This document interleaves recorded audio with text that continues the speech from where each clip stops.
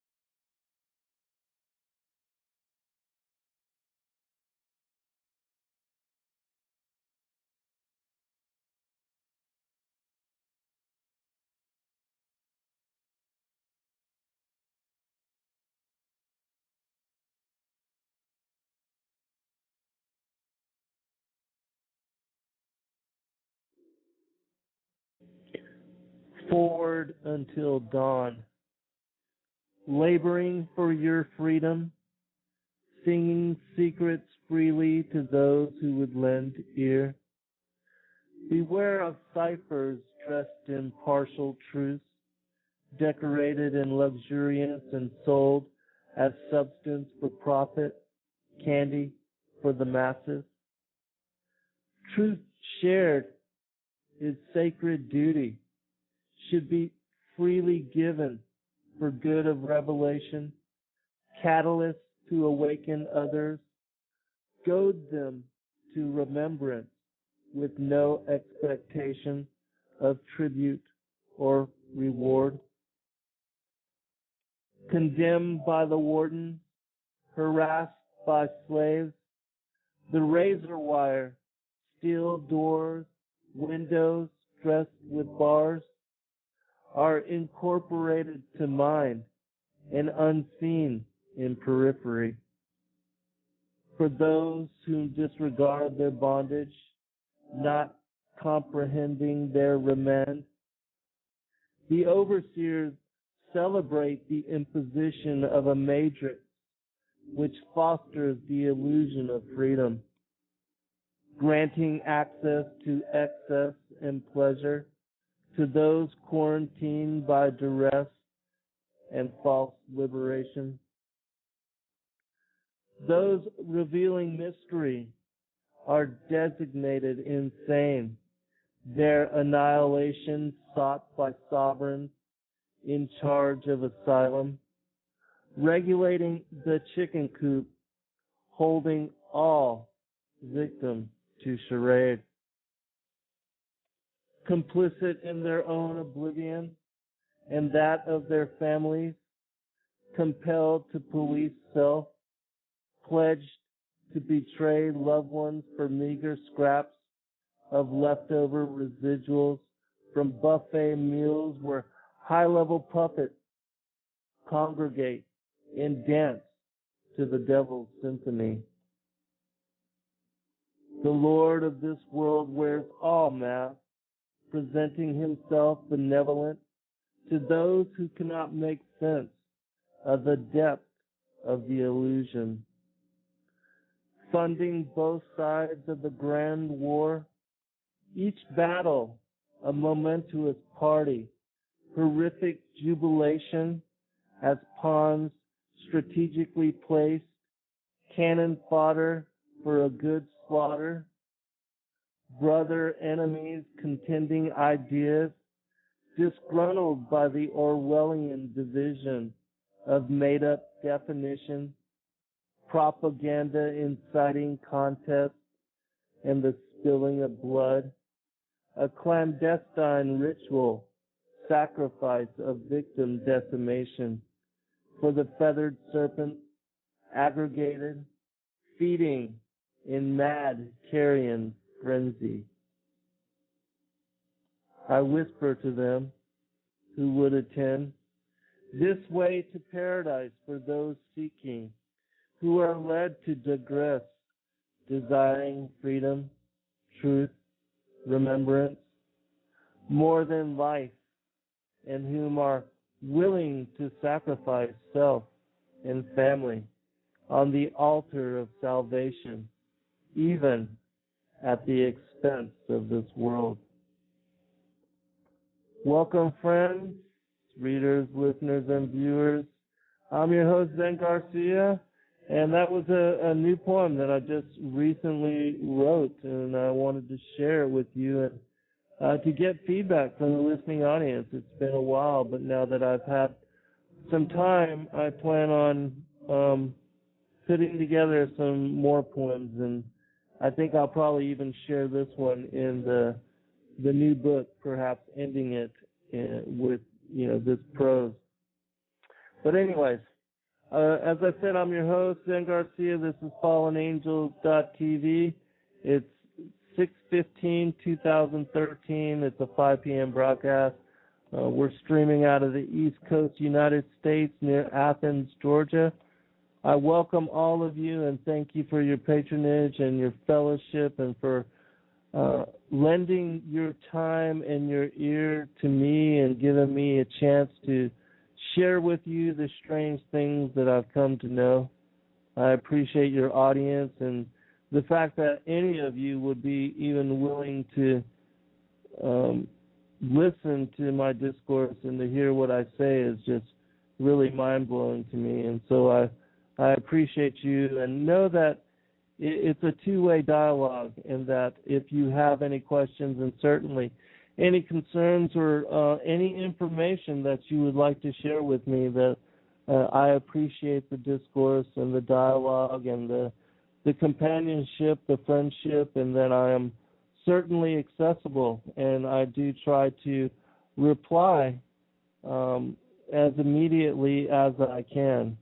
I am busy doing all the various endeavors that I am caught up in, especially with my radio work and my research and the information that I'm writing. But I am taking the next few months off to try to catch up on some of the things that I've been wanting to read, just spending some time outside with my cats and, writing some poetry, reading some books, and just kind of soaking in the sunshine. And so that's nice. It's nice to have a brief reprieve, a sabbatical of sorts, and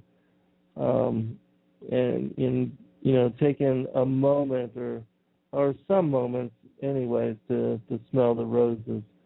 Today I'm going to be talking about some secrets which I feel are veiled and contained within a lot of what is the apocryphal and the extra-biblical text, some of the pseudepigraphal.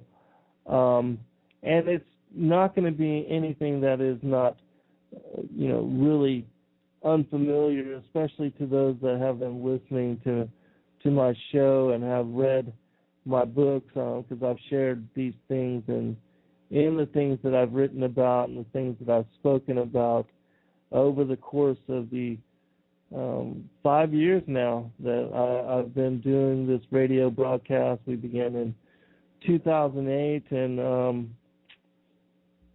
it was shortly thereafter that I launched FallenAngels.tv as well. And it was in 2010 that I published Lucifer, Father of Cain, and Awakened to the New World Order, my fourth and my fifth book. A lot of the things that I'm going to be covering today are explicit and expound upon the scope and the context of what will be the release of the new book, Skyfall, Angels of Destiny, and some of the things that I'm going to be reading about, because I'm going to be focused on some short parables, some things that are written in the Gospel of Thomas and other places. And in reading those, we will discuss interpretation afterwards. And really, they are like short poems in themselves, and they're very introspective, very profound in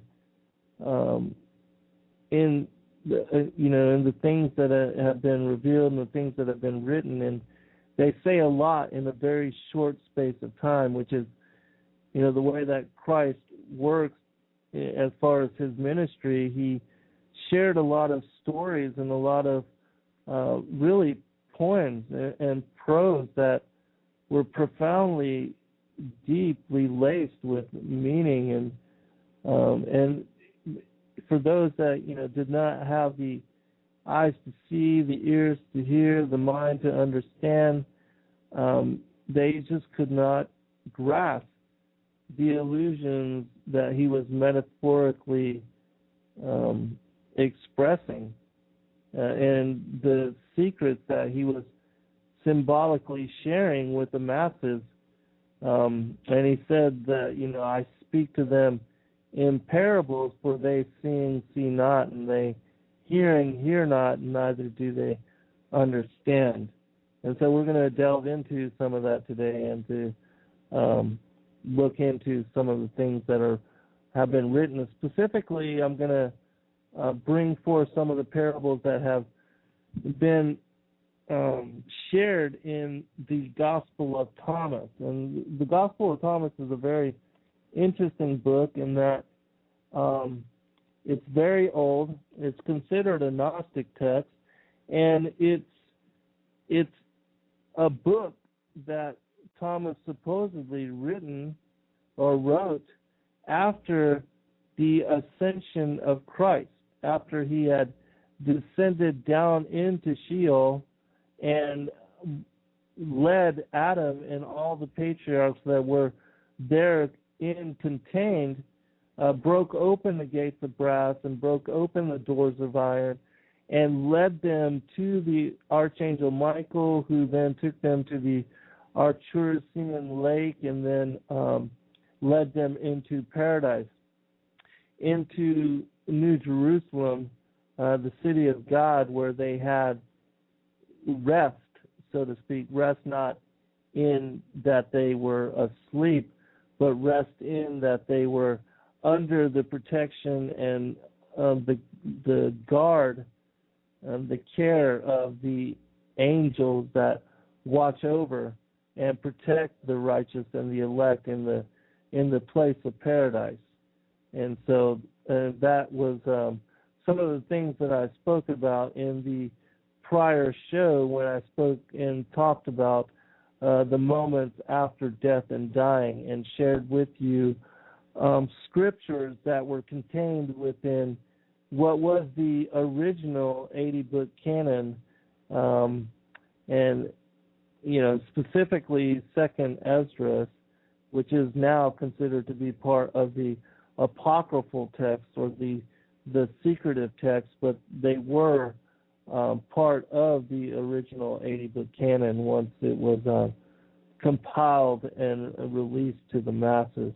And that a lot of those books, even those that were considered as, being inspired by the councils that decided upon what was worthy and what wasn't, that even some of those were then secretively displaced and hidden away from the masses, so that, in my opinion, certain knowledge would be hidden, and that certain things would be left unknown, and much has been stripped away from us as far as having the privilege and the benefit of being able to read so much of what the early church and those that were the early followers and the disciples of Christ, because during that time, before the canon process and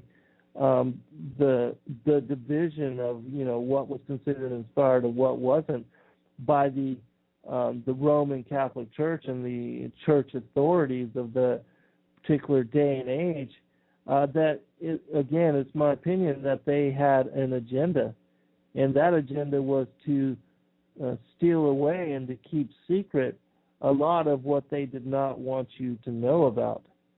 Again, this is my opinion, but there's so much that once you do look into and read from some of these other books, even if it's just the Apocrypha, so much is revealed. Even in just the Wisdom of Solomon, the books of Enoch, that these texts are just full. They are full of secrets, and they can completely change the foundation and the belief systems, the truth that many people base their faith upon, because they fill in so much of the data and so much of the detail of what has been stripped out, what has been left out and purposely kept from you. And even like with the early life of Christ and his childhood, and like there's a story where Christ at an early age was accused by the masses of pushing this one child off of a building, and they were blaming him as being a murderer. And he resurrected the child and asked them and had him tell his parents and the people that were accusing him of murder that he wasn't the one that had pushed him off, and that he had fallen and his death was accidental.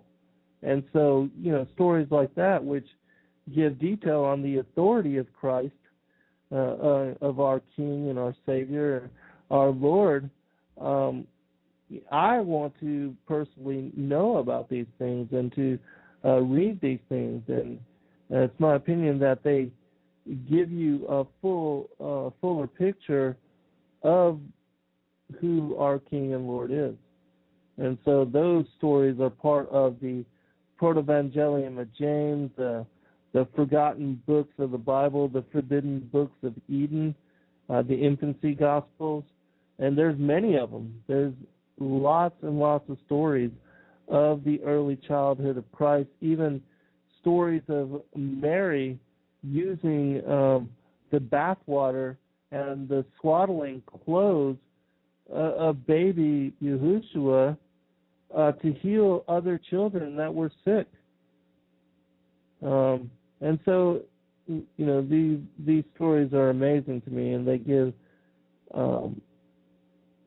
confirmation as to the divinity of Christ before ever coming into flesh embodiment. And so, but anyways, I want to touch upon something else here before I go into these stories, and this has to do with the contestation as to whether Alleluia, whether it is praise to Lucifer or praise to the Most High, and the differences. And I want to tell the listening audience that when I shared my opinion that it could have been linked to praise to Lucifer, that I was basing this on a dream that I had. I'm going to share this dream with you, and that I really should have done some research into this before announcing in my opinion. And because I've been sent a lot of information from both sides, from people that see it this way and people that see it the other way.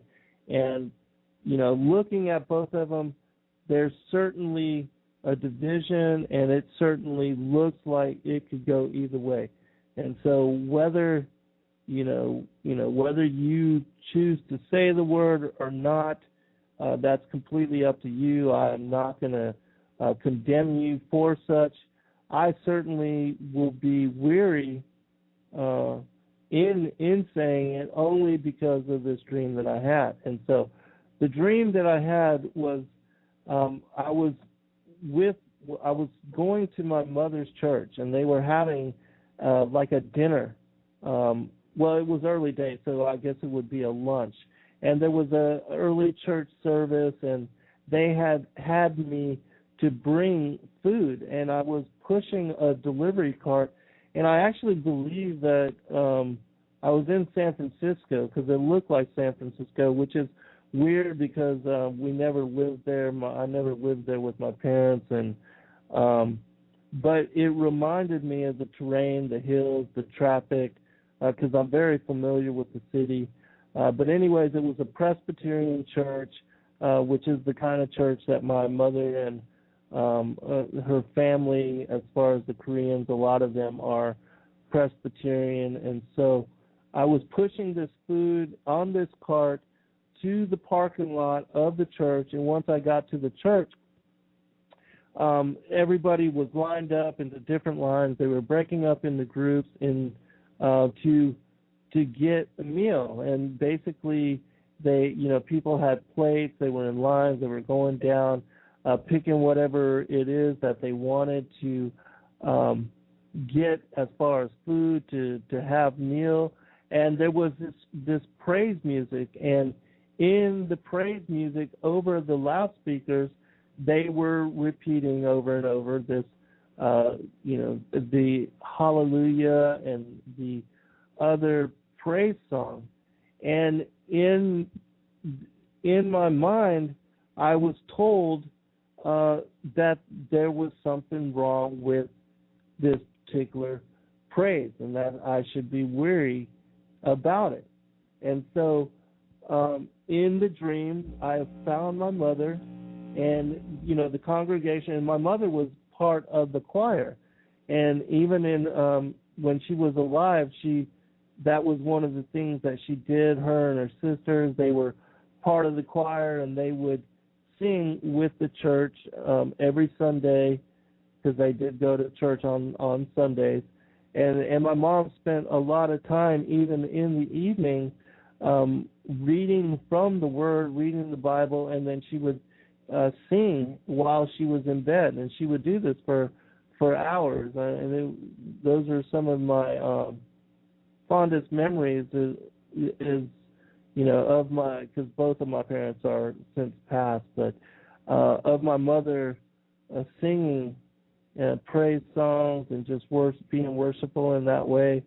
And, I would listen to her in the evenings after meals and doing the things that I was doing, whether I was on the computer or not. But in the dream, I went up to my mother, after the chorus, because they were singing, again, they were saying the Hallelujah, and I had the dream where it said to be wary of that phrase. And so I went up to her at the end of the dream, and I told her, Mom, please be weary of saying that word. And I woke up afterwards. And for those that don't know, I'm a very lucid dreamer. And I share this story in this next book because I have, for a long time, had the ability to wake up in my dreams. And it's just something that has been part of my life. And I'm very, very conscious and very lucid within my dreaming. And I remember all of them, even, if I have 4 or 5 dreams during the night, I remember each different episode. And there was a time where I used to use a microcassette recorder. I used to write them down initially, but then I learned to use a microcassette recorder to capture the essence of my dreams. And so, having done this for a number of years, I had developed the ability to recall my dreams in great detail, and also to wake up while within my dreaming, and to I used to fly in my dreams, and like when I first had begun going lucid in my dreams, I tried to fly like a chicken. I would flap my arms, which is really silly, and for those that are also lucid dreamers, you will understand why it is that I say that, because in dreaming, when you're on the other side and you're in your dreaming body, you're not limited to physical laws, and things work completely different. To do anything within the dream, you have to extend your intent, your will, and it's your mind, your willpower that makes things happen. And basically, it occurs the same way in our physical world, in that we have to put forth our intent and our willpower to manifest a dream, that we go through a series of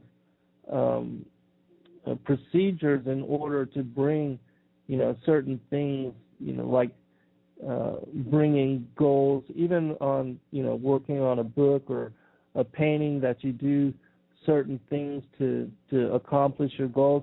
But in dreaming, it's instantaneous, and it has to do with focus of your will and focus of your intent. And so those that have experienced what I'm talking about, you will know of what I'm saying. But I've my whole life I have had special capacity to dream, and I share more of what I'm talking about here. I've shared it previously in shows that I've done on this broadcast on blogtalkradio.com, where I've talked about lucid dreaming and that side of it, and I've shared my story about all that as well. But in this new book, I spend a whole chapter 15, and I also I warn people as to trying to accomplish things like this, because it could be considered occultic, which a lot of people would say that. But there are people that are natural born dreamers, and this is just things that happen to you without even trying to accomplish it. But there was a time in my earlier life where I would practice dreaming in order to go lucid and also to awaken my consciousness. But I no longer do these things, but I still have that capacity. I can't help being conscious in dreaming. That's just part of who I am and part of my life now. And so, but anyway, so I just wanted to share that with you because certainly there's a lot of contention over the use of the word, and you know, I just wanted to clarify that I've not really done research on the subject. I was only sharing my opinion based upon the stream, but that certainly there are people and groups and individuals that see it both ways. I'm going to address it basically like the contestation on Cain and whether you believe that he was a child of the devil or not. I don't think it has any bearing on salvation, especially if you're doing it out of ignorance and out of love of the Father and the Son, that they that they know who you're trying to praise, but that certainly I don't want to be involved personally myself in any kind of idolatry, and I don't want to be tricked or deceived, because even with things like Christmas and Easter and people that celebrate those kind of holidays, that I certainly think it's a good thing that we have holidays where people recognize and celebrate Christ and the things that he has done for us. As far as like Christmas and Easter, even though those dates and those particular ceremonies are pagan in nature. Again, but I'm going to address this kind of thing as being kind of that people celebrate Christmas not for Santa Claus, which is also a devilish figure. And if you look into the history of Santa Claus, that's a pagan kind of thing too. But that people celebrate, especially Christians, celebrate Christmas and Easter in its association to Christ, and that they share celebration of those holidays and those particular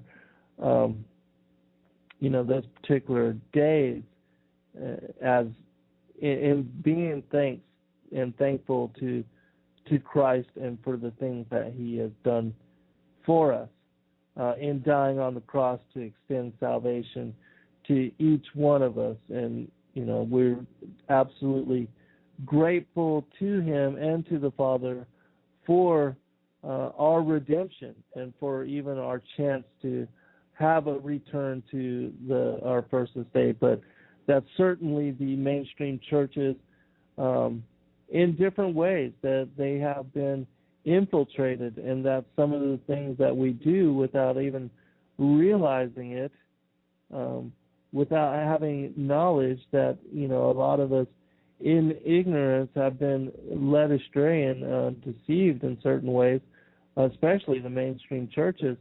But those that know better, that we are held to account for certain things. But anyways, that being said, I'm going to go ahead and go into the Gospel of Thomas, and I'm going to begin with a passage which will establish and lead the premise of this particular the things that we're about to go into. It says this: "These are the hidden words that the living Jesus spoke, and that Didymus Judas Thomas wrote down. And he said, 'Whoever finds the meaning of these words will not taste death.'" Again, remember that this book was written by Thomas after the ascension of Christ from Sheol, and that once he returned from Sheol, because some of the other Gnostic books that are part of the Nag Hammadi collection, the Apocalypse of James, the Secret Book of John, these different books are also revelations, books that were written after the ascension of Christ. And that in these particular books, Christ says to the apostles and to his disciples, I'm no longer going to speak to you in parable, but I'm going to tell you the secret straight up and help you to understand before I go to be with my Father, before I take a seat at the right hand of the Father. And so this is one of those books.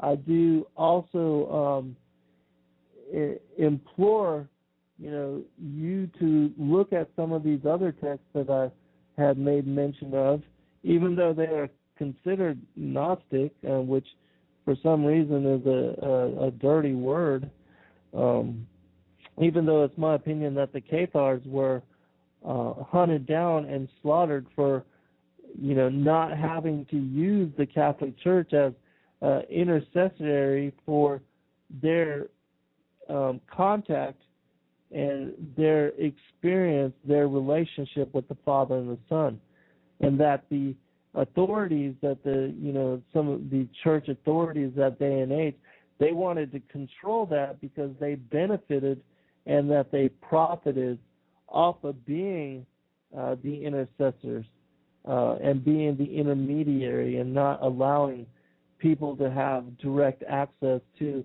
even a large part of what was, the scriptures, and that even before the Bible was printed and made available to the masses, people had to rely on the priests and the church for access to the gospel. And so a lot of things have been controlled for profit. So, anyway, let's go ahead and go into some of the things that I wanted to talk about, because these are very interesting, and as I said, they're very poetic in nature. And I'll tell you the different verses that I'm going to be reading from. Let me go ahead and put a link to the text I'm going to be covering in the chat room for those that do have access.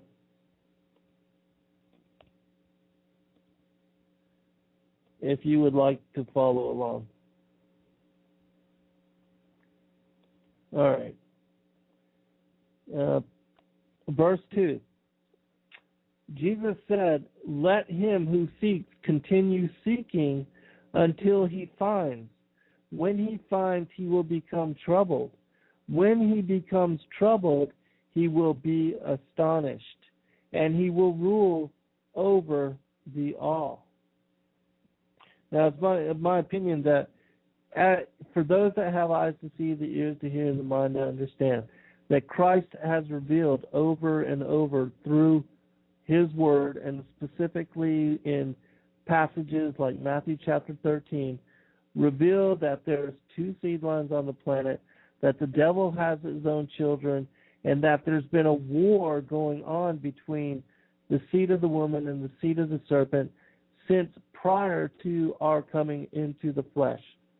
And that we also had part to play as far as pre-existence, predestination, and pre-election, that we were with him and the Father before having come into flesh embodiment. And that these are some of the secrets that are contained and you'll see that revealed in some of these parables that we're going to be reading today. But that, let him who seeks continue seeking until he finds. When he finds, he will become troubled. Become troubled because once you have revelation of truth and you realize that there's a war going on and that the controllers and the rulers of this war, of this world, that they're trying to slaughter the seed of Adam and slaughter the masses, that it becomes troublesome in knowing that you cannot trust government, that you can't trust the doctors because of the vaccines. You can't trust the people that process our foods, that give us, water, that they're putting toxins and poisons into all the things that we eat and drink, even into the air that we breathe. Next line, when he becomes troubled, he will be astonished. Astonished because once you have the eyes to see, the ears to hear, and a mind to understand all the real nature of the world and the depth of the evil, the degree of the insanity that we're dealing with as a people, as a race here on this planet. And when I say race, I mean human race against the hybrid races. That, in my mind, that's what is being revealed here. And when it says, and he will rule over all, in my opinion, that is about becoming, again, remembrance as far as who you are in being a son of God. Because once you return to knowledge of self and you know who you are, you can't be tricked and deceived. And the powers and the principalities no longer have rule over you, because we are not of this world any longer, and that we know that we are only here temporary, and that we are under the grace and the protection of the Father and the Son, which, returning back to our first estate, we are going to judge the angels, specifically the fallen ones, for the things that they've done to us, in slaughtering us and leading us astray and in deceiving the masses. And so that, in my opinion, is what Christ is speaking about here. I'm not going to be explaining all of these, but I will go into, some of them are pretty self-explanatory, but for those that are, pretty intricate and profound, I will give time to share commentary. All right, verse 3. Jesus said, if those who lead you say to you, see, the kingdom is in the sky, then the birds of the sky will precede you. If they say to you, it is in the sea, then the fish will precede you. Rather, the kingdom is inside you, and it is outside of you. When you come to know yourselves, then you will become known, and you will realize that it is you who are the sons of the living Father. But if you will not know yourselves, you dwell in poverty, and it is you who are that poverty. See, this is again the same thing. It's about knowing self. The kingdom is inside you and is outside of you. That which is inside of us is our connecting link to Christ, because he is within us. He is the aspect of us that gives us consciousness, that gives us ability to sense, think, to contemplate, to imagine. He is that part of us that warms our body and gives us life, that aspect of ourselves which ties us to redemption and a chance for salvation, and to have a return to our first estate. It says, then you will become known. When we remember who we are and we embrace our spiritual side of ourselves, and we no longer just have priority on our flesh being and who we are as a physical people, but we realize that we're spiritual people and that we have an angelic nature that is caught up and trapped within the flesh, then we are empowered in realizing who we are. They also, the angels, will see that we have this realization, that we have this remembrance. And the Father and the Son, who have foreordained us and predestinated us to higher purpose, they will recognize and that they will utilize us as vessel for fulfillment of role and accomplishment, the mission that we are here to do. And if you don't have recognition of yourself, it says you dwell in poverty, and it is you who are that poverty. Verse 4. Jesus said, "Do not tell lies and do not do what you hate, for all things are plain in the sight of heaven. For nothing hidden will not become manifest, and nothing covered will remain without being covered." That's basically everything, every act, every thought, every deed, everything that we do has consequence and repercussions. And so that's why we have to be weary of every act, because we are basically living prayer. And in living prayer, what we do with our focus, with our intent, whether it's of good or negative, that it has consequence. That energy is going to go out into the world and it's going to come back upon us. As whether it's dharma or karma, meaning positive energy or negative energy, everything we do, all our thoughts, our actions, behaviors, our deeds, they all have consequence. Jesus said, "I have cast fire upon the world, and see, I am guarding it until it blazes."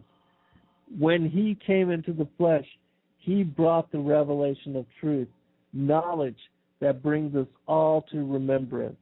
That is the fire that he cast upon the world, and he's guarding it until it blazes. It will blaze until the separation, the harvest, and then the righteous will have part in salvation and will be taken into paradise. And those that fell short of accomplishing their predestination and their foreordained role and mission as being sons of God, you will have part in the with the fallen angels and being deceived and led astray. And so that's why it's important for you to waken up to who you are. Verse 12. The disciples said to Jesus, "We know that you will depart from us. Who is to be our leader?" Jesus said to them, "Wherever you are to go to James the righteous, for whose sake heaven and earth came into being." James became the leader of the church in Jerusalem, the half-brother of Christ. And so that's what it's speaking about here. Verse 15. Jesus said, "When you see one who was not born of woman, prostrate yourselves on your faces and worship him. That one is your Father." See, all of us were created, and we all, as sons of God, we've incarnated into flesh form. Christ is saying one who was not born of woman, meaning him and the Father, because they were the ones that were not ever created. Even the angels were created by the Father and the Son, but they are the creators. And so that is the Father, not born of woman. All right, going into next passage. Verse 16. Jesus said, "Men think perhaps that it is peace which I have come to cast upon the world. They do not know that it is dissension which I have come to cast upon the earth, fire, sword, and war. For there will be 5 in a house, 3 will be against 2, and 2 against 3, the father against the son, and the son against the father, and they will stand solitary." This is basically has to do with the separation of the wheat and the tares.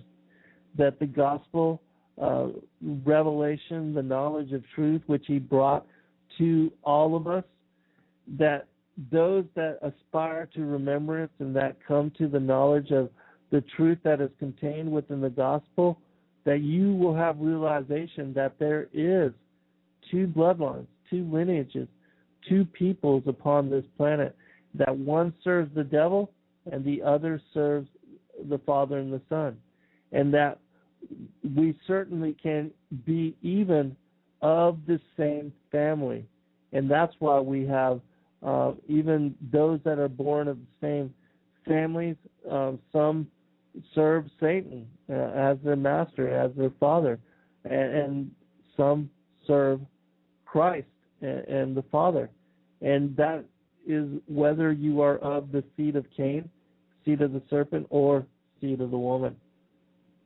because when he died on the cross, he extended salvation even to the Cainite bloodline and to the Illuminati families that had up until that time been excluded from salvation. Remember, before the time of Christ, the children of Adam, they were implored to never mix, never marry into the lines of Cain. Verse 18.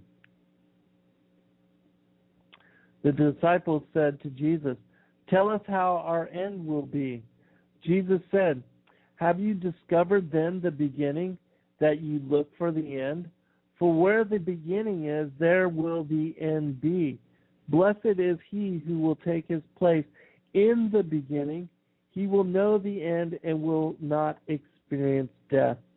The beginning referred to here is knowledge that you have a first world age embodiment, and that you are a son of God, and that you are not just this flesh body, that we are not just these physical embodiments, that there's an aspect of ourselves that was with the Father and the Son prior to our coming into flesh form, and prior to our parents making love and creating for us the flesh vehicle that we then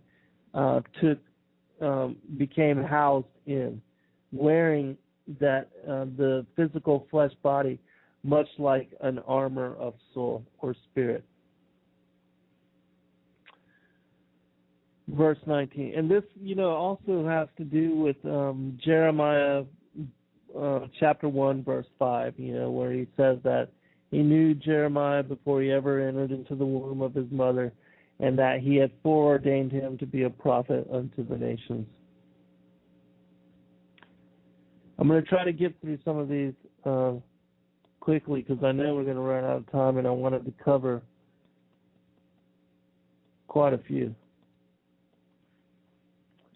Maybe what I'll do is I'll just read 4 or 5, and then I'll make commentary on them. 19. Jesus said, "Blessed is he who came into being before he came into being. If you become my disciples and listen to my words, those stones will minister to you. For there are 5 trees for you in paradise which remain undisturbed summer and winter, and whose leaves do not fall. Whoever becomes acquainted with them will not experience death." Verse 20.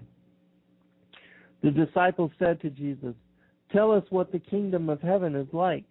He said to them, "It is like a mustard seed. It is the smallest of all seeds. But when it falls on tilled soil, it produces a great plant and becomes a shelter for birds of the sky."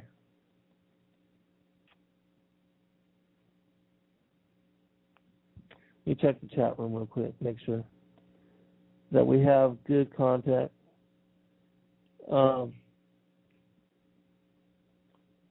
Georgia, I appreciate you, and I'll talk to you about your dream.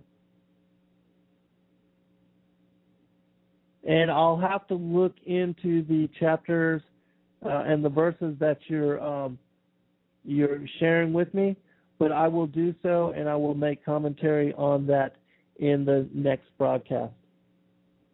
All right, continuing. All right, verse 22. Jesus saw infants being suckled. He said to his disciples, "These infants being suckled are like those who enter the kingdom." They said to him, "Shall we then as children enter the kingdom?" Jesus said to them, "When you make the two one, and when you make the inside like the outside, and the outside like the inside, and the above like the below, and when you make the male and the female one and the same, so that the male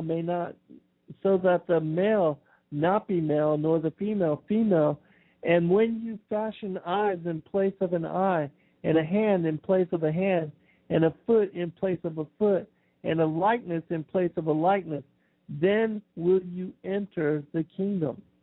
All right, this is very cryptic, so I'm going to stop here. Basically, Christ is talking about your higher self, which is that angelic part of you that pre-existed and had embodiment as a spiritual being before entering into the flesh. He's talking about joining your spiritual nature with that of your physical, the above with the below. When you make the two one, when you make the inside like the outside like the inside, the male and the female, just like Adam and Eve, after they were created in paradise and Eve was split off from him, they lost their bright natures and they lost their immortality. But in joining together, because when we are in our angelic nature, we will be both male and female, that the angels are hermaphroditic. That's what this is talking about here. All right. Verse 23. Jesus said, "If the flesh came into being because of spirit, it is a wonder. But if spirit came into being because of the body, it is a wonder of wonders. Indeed, I am amazed at how this great wealth has made its home in this poverty." See, he's speaking about our spiritual natures again, that the flesh was created for our spiritual natures and not our spiritual natures created for the flesh.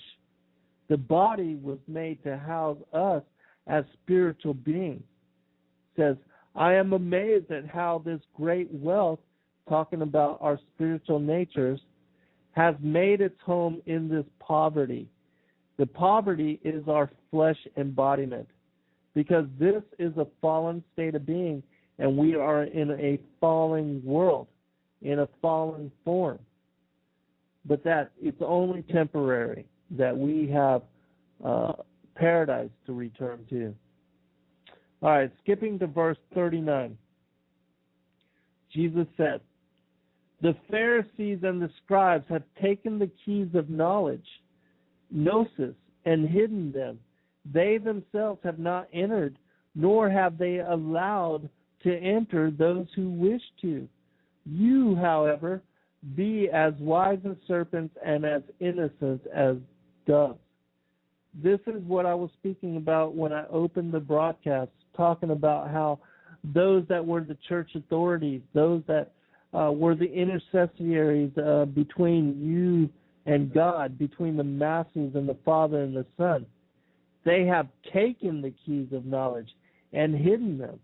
Basically, Christ is telling you exactly what I told you, that it was not because certain things were not inspired or that they weren't and shouldn't have been included in the gospel. Those things, the divisions and the canon process, were to keep the secrets from you. The stripping away of all these extra biblical books, because there were thousands of them, not just 66. There were tens of thousands of books that were decimated, hidden, eradicated, burned, and disappeared. And so that's why it's important for us to study some of these other things, because they contain the keys of knowledge for which the Pharisees and the scribes have hidden. And Christ said here, they themselves have not entered, meaning that after they stripped away and kept all these books from you, they didn't use it to bring themselves to knowledge of themselves, nor to bring themselves to remembrance on who they are, why they're here, and what all this is about. They instead kept themselves in darkness and blindness, and they did the same to the rest of the masses. And so Christ is saying here, you, however, be wise as serpents, because they're the serpents. They are of the Cain line. They are the children of the Nakash, as it says in Matthew chapter 13, and as innocent as doves. So he's basically telling you to study the secrets that have been stripped away from you, but keep your innocence and keep your eye on and your priority on the kingdom. Verse 40. Jesus said, A grapevine has been planted outside of the Father, but being unsound, it will be pulled up by its roots and destroyed. What grapevine is that? Going back to Matthew chapter 13, where it speaks about an enemy sneaking into the garden and planting the tares being the children of the wicked one, the being of the seed of the serpent. Same thing here. Christ is telling you, a grapevine has been planted outside of the Father, meaning that they are not children of the Father. And being unsound, it will be pulled up by its roots and destroyed. That will be done at harvest, when the wheat and the tares will be separated, the goat from the sheep, the wise from the unfoolish virgins. Same parable. Verse 42. Jesus said, become passers-by. What he's saying is, do not get caught up in the carnality, in the focus, in the indulgence of this world. Realize that we are only here for temporary stay, and that we, those that are of the righteous and the elect, that are part of the wheat, that are part of those that are counted in the books of life, that we are only passers-by of this world, and that our real home is in heaven with the Father and the Son. Oh, I said I wouldn't comment on each one of these, but it's hard not to do. All right, continuing. Verse 49. Jesus said, blessed are the solitary and elect, for you will find the kingdom. For you are from it, and to it you will return. Those, because, there's so many that are part of the masses that believe themselves to be part of the elect. Most of the people that go to church think that, once saved, always saved, and that no matter what they do, that they can't be excluded from salvation. But salvation is for the few. It's for a minor few, and that it won't be. Not everybody will be included, and that you have to separate yourself, seek out the kingdom, come to remembrance, make yourself a disciple, bring the kingdom as priority in your life, live it and not just say it, be it and not just act like it. That's what Christ is talking about, because everybody thinks that they're going to be part of the elect and part of the righteous, but it is but for a few. There's another passage in this text that says, I will call you, one from 1,000, two from 10,000. All right, verse 50. Jesus said, if they say to you, where did you come from? Say to them, we came from the light, the place where the light came into being on its own accord and established itself and became manifest through their image. If they say to you, it is you, say, we are its children, we are the elect of the living Father. If they ask you, what is the sign of your Father in you? Say to them, it is movement and repose.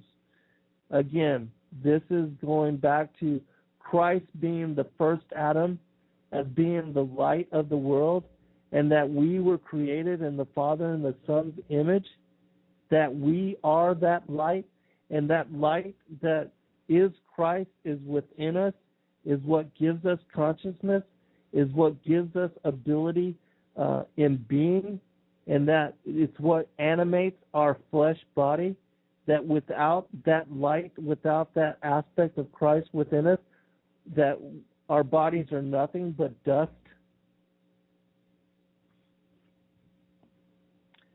Verse 56. Jesus said, Whoever has come to understand the world has found only a corpse, and whoever has found a corpse is superior to the world. This is the same thing.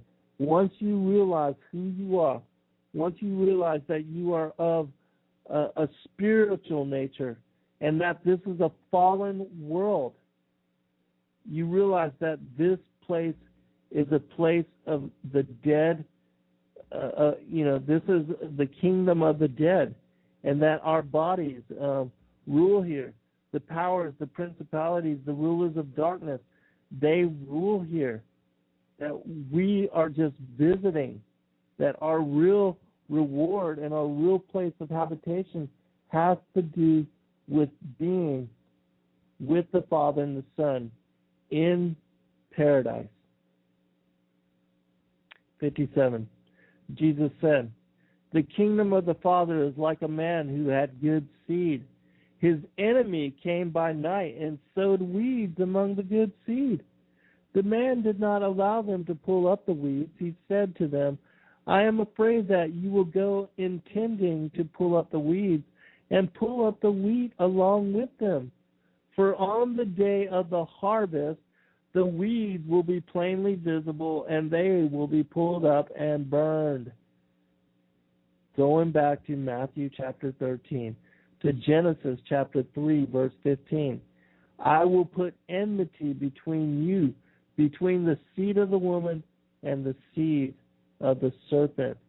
It all goes back to there's two bloodlines, two lineages, one of Adam and Christ, the other of the devil, the wicked one.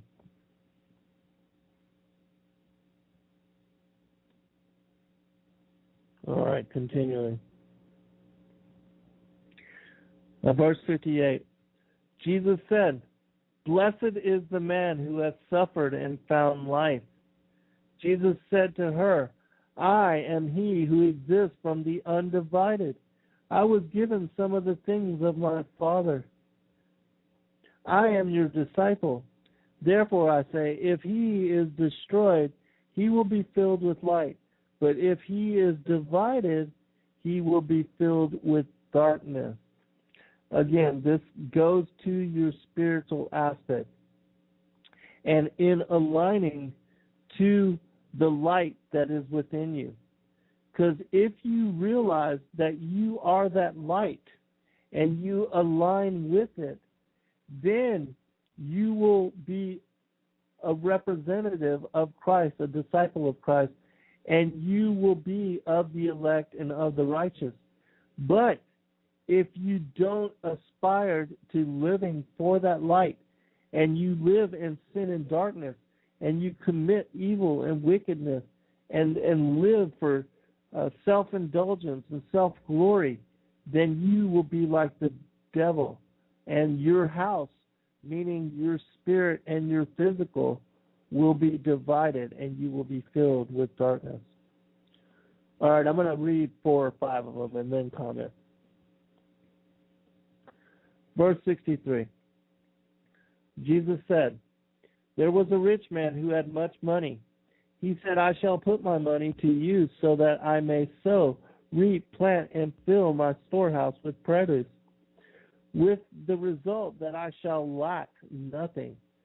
Such were his intentions, but that same night he died. Let him who has ears hear." Again, it's not about the physical. It's about the spiritual. Verse 65.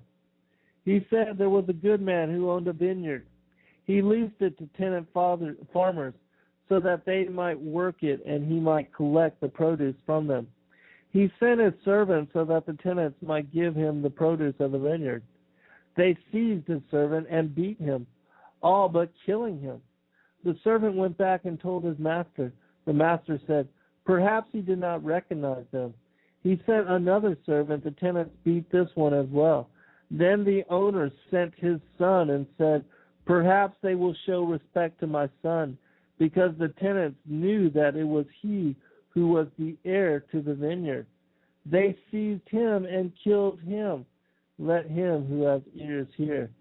This is the story of the patriarchs that, in representing Christ, came to this world to tell the people of the kingdom, of paradise, which awaits the righteous and the elect. But the powers, the principalities, the rulers of darkness, those who serve the New World Order, they killed the patriarchs and they killed the Son. Verse 84. Oh, I might get through this pretty quick. Jesus said, "When you see your likeness, you rejoice, but when you see your images which came into being before you, and which neither die nor become manifest, how much will you have to bear?" Yeah, I've only got a few more, so I'm going to be able to comment on each one of these. All right, this again is speaking about who we are, who we were before coming into flesh embodiment, before coming into this world as a fallen being, having lost, like Lucifer, like Adam and Eve, who were once immortal, bright-natured beings. They lost their immortality, and they took on flesh embodiment. Isaiah chapter 14 and Ezekiel chapter 28, they speak about how even Satan will die the death of a man, and that in his final embodiment, before Christ comes again to separate the wheat and the tares, the goat and the sheep, those from the left and those from the right, he will bring death to Satan and kill him in sight of the kings and queens, the rulers of this world that give themselves duty-bound to the New World Order, that wonder after the beast and say, who is like unto the beast, and who can contend with the beast? They will be shocked that their father, their God, the Baphomet, the pagan god, the idol that they worship, is brought to death in their sight and is brought to naught. And then they will realize their judgment, and they will realize how much they had been deceived and how much they will have to suffer. Truth Now asks for my email address. Yes. For those that would like to contact me directly, you can email me at zengarcia, ZENGARCIA 2010 @gmail.com.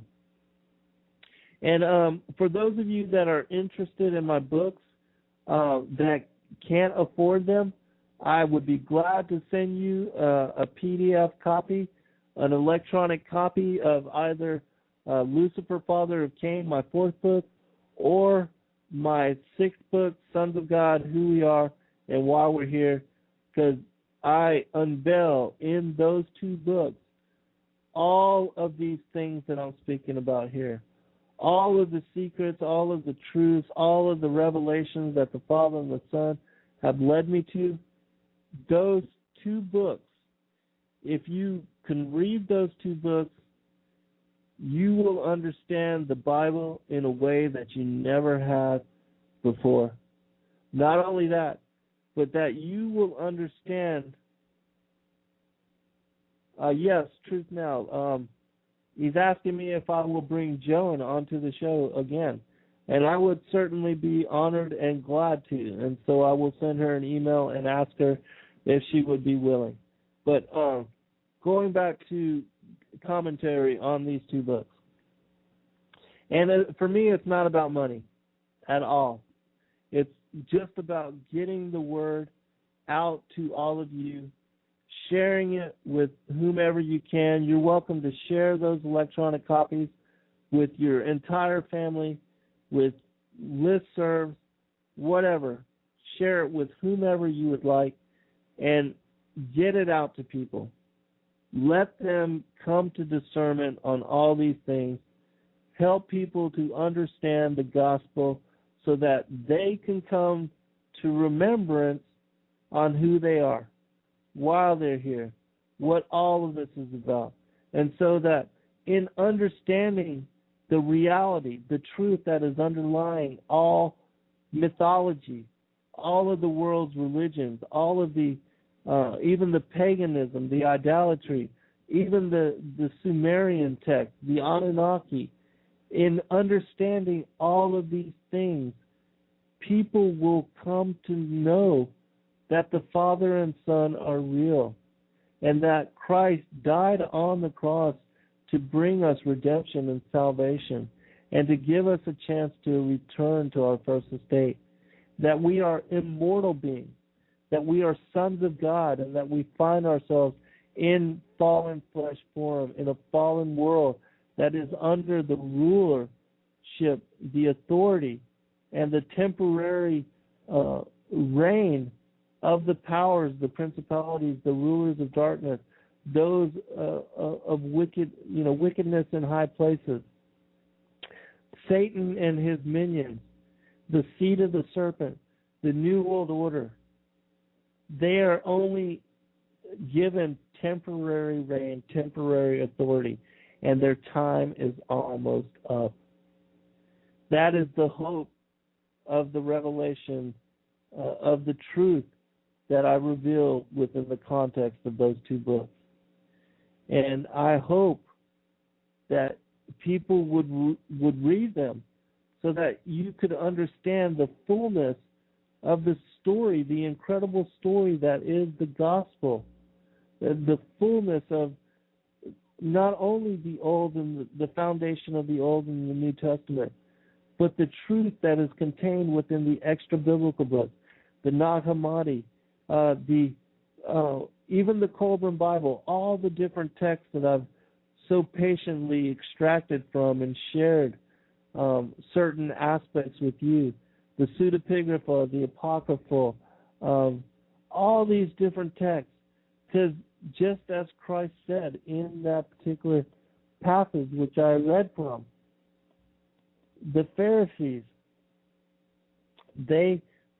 verse 39, the Pharisees and the scribes have taken the keys of knowledge, gnosis, and hidden them.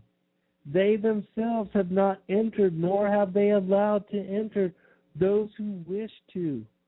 You, however, be as wise as serpents and as innocent as doves. Christ is telling you there that they have stolen knowledge from you. They have tried to hide the keys to the kingdom. And one of those aspects, one of those keys, which is a skeleton key to unlock so much of what is veiled within the Word, is knowledge that Lucifer, Satan, is the father of Cain, and that he is of the wicked one, and that an enemy sowed the tares into what was the Garden of Paradise, and that this enemy is at war with us even now. The other big secret, which I show and share within the context of my 6th book, Sons of God, who we are, why we're here, and what all of this is about, is that you are a son of God, and that you are an angel, and that you have a spiritual nature which connects you to the Father and the Son, and that you are in a fallen form, in a fallen world, in a fallen state of being, but that we do not have to identify with our physical aspects, nor with this world, that we can aspire to mission and role that has been foreordained for us and predestinated for each one of us as being a son of God. And when I say son of God, I mean sister of God too. It's not just about being male, but being a son of God is just that we have remembrance on who we are as being spiritual beings, and that we are in fallen form, in flesh embodiment, but that this is all just temporary, and that we have paradise to aspire to, and that we have a return to our first estate to look forward to a return to immortality, a return to our immortal bright nature, that original, the original nature that Adam and Eve were created in. That's our return to home. And that's what we have to look forward to. All right, we're going to finish this up. I've got just a couple more. All right, 4 more. Jesus said, verse 92, "Seek and you will find. Yet what you asked me about in former times, and which I did not tell you then, now I do desire to tell you, but you do not inquire after it." Basically, same thing as he said in Matthew chapter 13. "I will tell you things that have been kept secret since the foundation of the world." But most people, when they come into the flesh, they get caught up in the carnal aspects of the pleasures and the lusts of this world, and they no longer seek the higher things. They forget about their spiritual nature.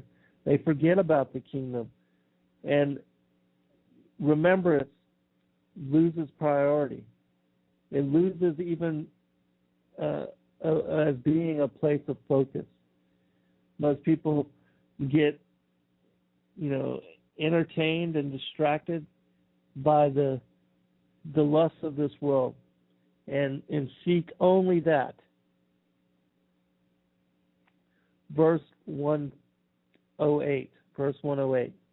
Jesus said, "Who will drink from my mouth will become like me. I myself shall become he, and the things that are hidden will be revealed to him." Same thing. Knock and you shall find. Knock and the door shall be opened. Seek and you shall find. Same thing as Matthew chapter 6. Make the kingdom your priority. Hunger for knowledge and revelation. Make it the focus of your life, that you want to know the secrets that have been stripped away, kept hidden from you by the Pharisees, but that Christ says he will reveal to you within the gospel that has been kept hidden since the foundations of the world. He wants you to know these things.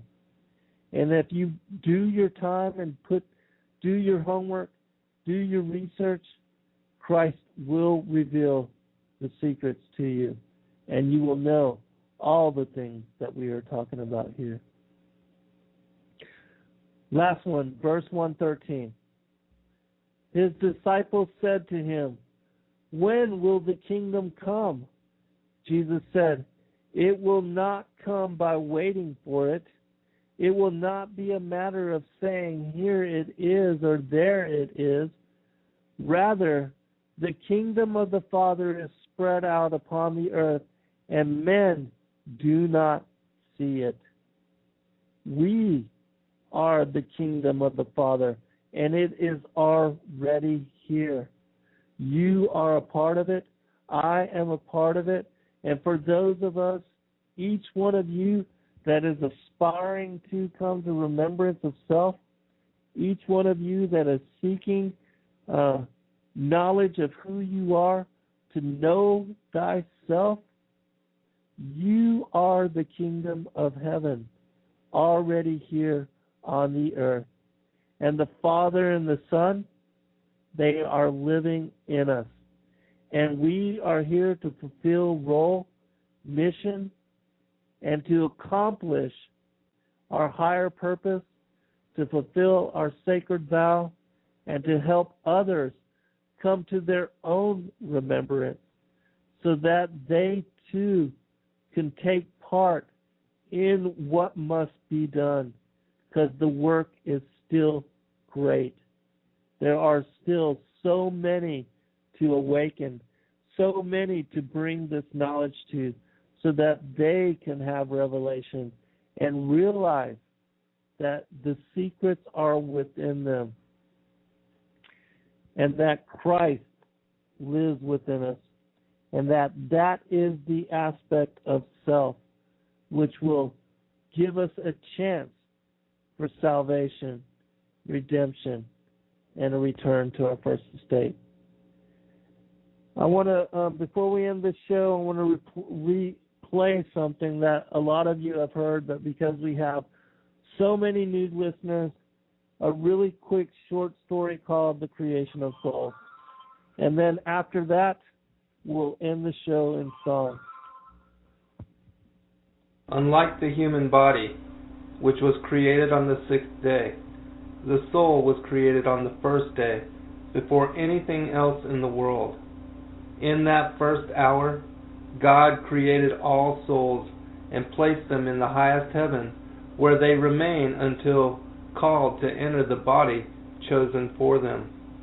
When a baby is conceived, Layla, the angel of night, brings the fertilized egg before God, who decides its fate, whether it will be a boy or a girl, rich or poor, strong or weak, beautiful or ugly, fat or thin, wise or foolish.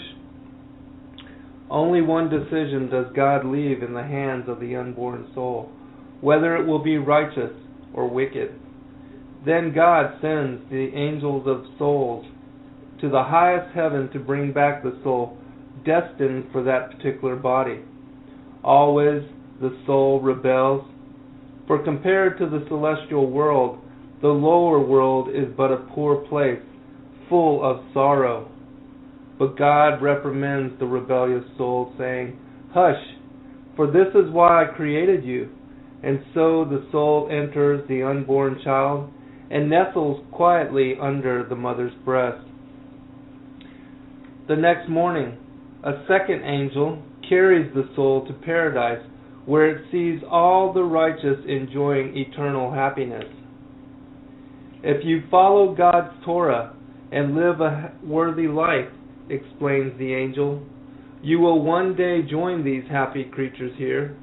But if not, and that night the angel takes the soul to the gates of Gehenna, where it sees the angels of destruction whipping the wicked souls with burning lashes. Such is the fate of those who have devoted their lives to sin and cruelty, the angel says. It is for you to choose for yourself. Between morning and night of that day, the angel reveals to the unborn soul its future life, where it will live, where it will die, and where it will be buried. And then, at the end of the 9 months, the angel announces that it is time for the soul to leave the warm refuge of the womb. "Oh no," cries the soul, "for that will be too much to bear." But the angel quickly silences it. "So God has decreed. Against your will you were formed, and against your will you will be born, and against your will one day die. Such is your fate." And with that, the angel strikes the newborn baby under the nose, leaving a small cleft there. Then he extinguishes the light shining above its head, and instantly the soul forgets everything it has learned during the previous 9 months. And then the baby emerges into the world crying and afraid. Each soul spends the rest of its time on earth recovering all that it once knew. Thank you, friends. I pray for you and your family and your loved ones. I pray that each one of you is brought to discernment. Seek out your relating with the Father and the Son and ask them to confirm all these things for you. Don't believe me or anybody else, but take it before them and ask them to bring you to confirmation on all these strange but esoteric truths. In Yahushua, Yahuwah's name I pray. God bless all. Good night.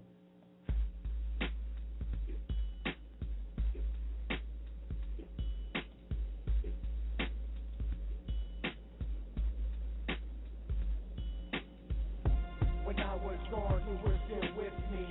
When I was lost, you cared for me.